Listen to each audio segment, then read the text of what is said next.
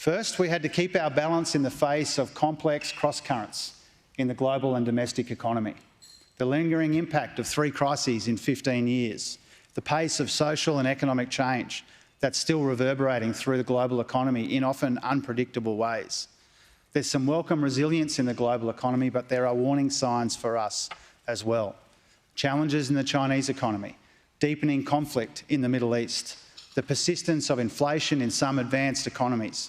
All of these pressures reveal an uncertain near-term future, and all while we deal with the longer-term shifts like the net zero transformation, the changing shape of our population, digitisation and geopolitical fragmentation.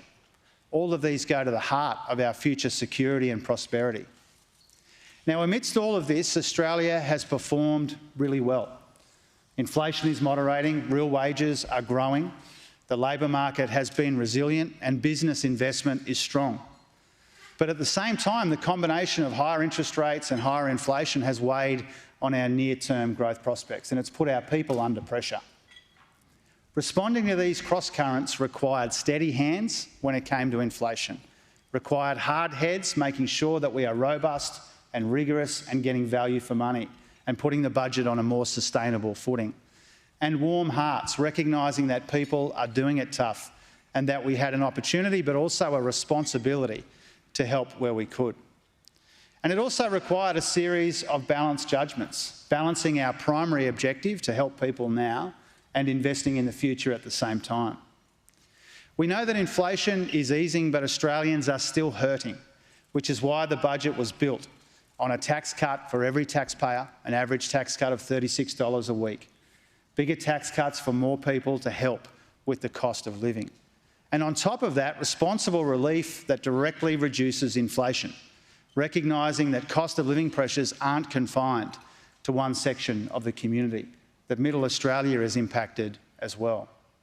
And because we're a government for all Australians, we feel the responsibility to help all of our people at the same time as we offer more targeted support for those on lower and fixed incomes as well.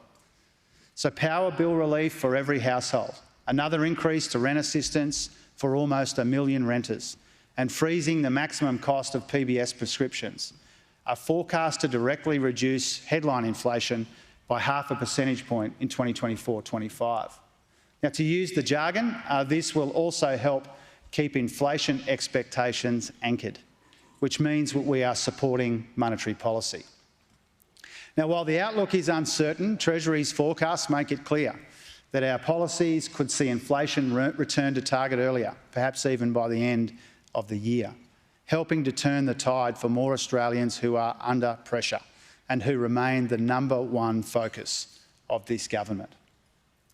Now, even as we continue to deal meaningfully and responsibly with the pressures of today, most importantly, inflation, we're also investing substantially in the future, because our idea of balance doesn't mean standing still. We don't confuse familiarity with security. So the primary purpose of the budget was helping people now and fighting inflation in the process. But the longer sweep and context of the budget is important as well, because we do need to build a new generation of prosperity for our people and our communities, and the budget was about that as well.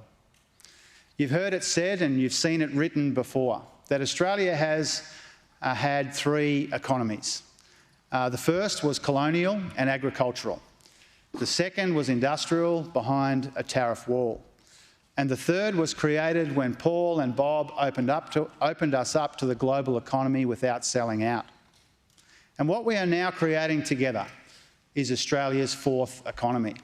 By grasping the vast industrial and economic opportunities of the global net zero transformation, making ourselves an indispensable part of it, combining technology and human capital, heavy industries, new industries and the care economy, leveraging our traditional strengths but powered by cleaner and cheaper energy. That's what a future made in Australia is all about. Modernising our economy and maximising our opportunities in a world of churn and change and on a path to net zero. Securing Australia's resilience and prosperity in a changing geostrategic and global economic environment. Now, anything this ambitious will invite a range of responses. I'm relaxed about that. Not all of those responses, in my view, are right. It attracts an exchange of views, and often that exchange of views is robust, and that's almost always a good thing. But what we're attempting here is not about repudiating anyone or anything from the past. We're building on it. The great reformers of the 1980s and 1990s weren't successful because they looked back and reached for the solutions that might have been right for the problems of 40 years prior.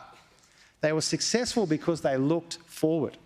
They were successful because they recognised that the times had changed and the world was changing. They were successful because they were strategic rather than nostalgic, and because they recognised that our guiding light should always be to make our people the big beneficiaries of change. And that's what we're doing, by investing and engaging, not retreating or protecting.